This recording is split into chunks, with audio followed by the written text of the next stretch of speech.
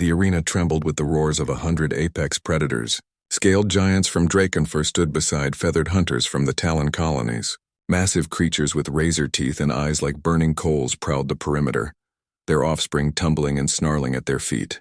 This was the gathering of claws, an ancient ritual where the galaxy's deadliest species came to prove their dominance. And in the center of it all stood Lyra, a human barely reaching the shoulder height of the smallest predator present. She wore no armor, carried no weapon. Her simple gray uniform marked her as a keeper, one of the few beings trusted to maintain order in the wildest corners of known space. But today her authority would be tested like never before.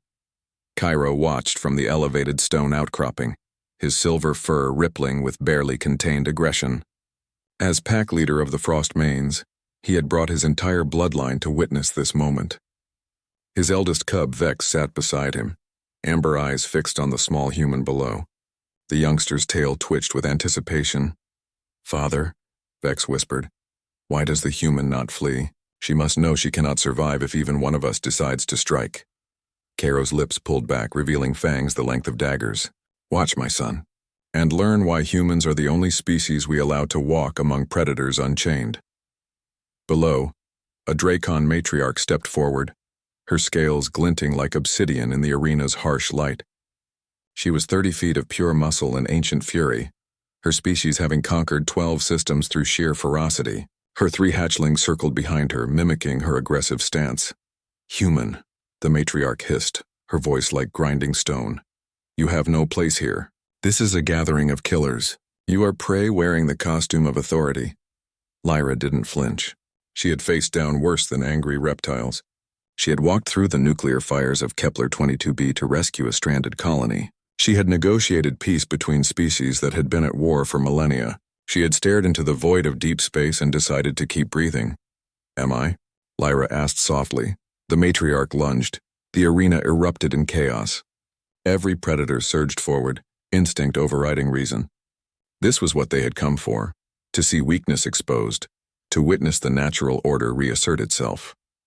The offspring followed their parents, snarling and snapping, a wave of teeth and claws descending on the lone human. Lyra raised her hand. Not in defense. Not in aggression.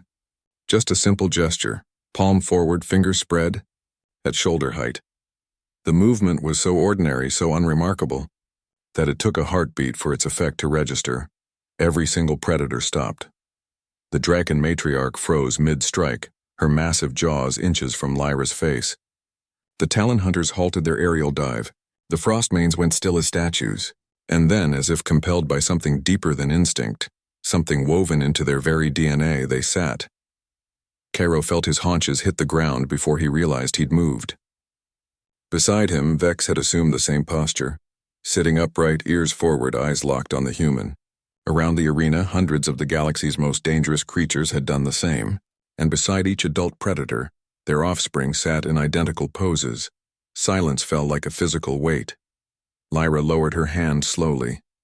When she spoke, her voice carried to every corner of the arena without her raising it. "You call me prey. You say I have no place among killers." She turned in a slow circle, meeting the eyes of each species present. "But my ancestors didn't climb to the top of Earth's food chain by being the strongest, or the fastest, or the most heavily armed." She walked toward the Dracon matriarch, who remained frozen despite her massive size advantage. Lyra reached up and placed her palm against the creature's scaled chest, right above where her 3 hearts beat in syncopated rhythm. "We did it through patience, through observation, through the ability to understand what drives you." Lyra's hand moved in a gentle circular pattern. The matriarch's breathing slowed. "Every species here evolved to hunt, to kill, to dominate. But humans, we evolved to understand hunters," Vex whispered to his father. "I don't understand. What is she doing?" "Something only humans can do," Cairo replied, his voice filled with grudging respect. "She's speaking without words." Lyra continued. "Before we had weapons, we studied the predators that hunted us.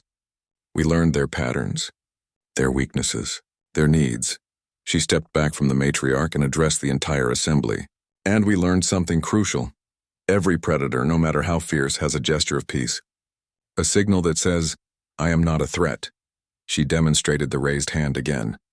For canines across 1,000 worlds, it's showing the palm. No claws, no weapons. For reptilian species, it's the stillness. No sudden movements to trigger the strike reflex. For avians, it's the forward focus, acknowledging them as worthy of attention. Cairo stood slowly, breaking the spell. Other predators followed his lead. "The human speaks truth," he announced. "My people have known this for generations.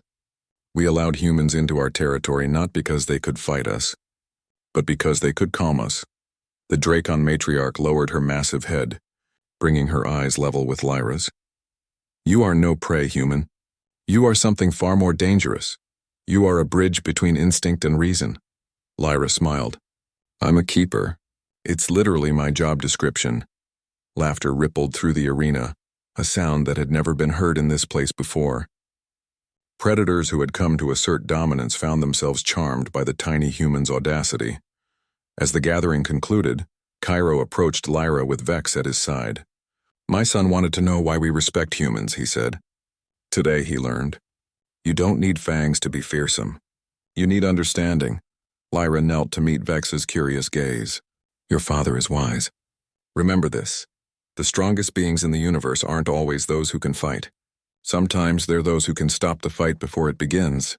She stood and raised her hand one final time. Around the arena, predators and their offspring mirrored the gesture. A salute, an acknowledgement, a promise. In that moment, Lyra wasn't just a human among predators. She was proof that humanity's greatest weapon had never been violence. It was empathy.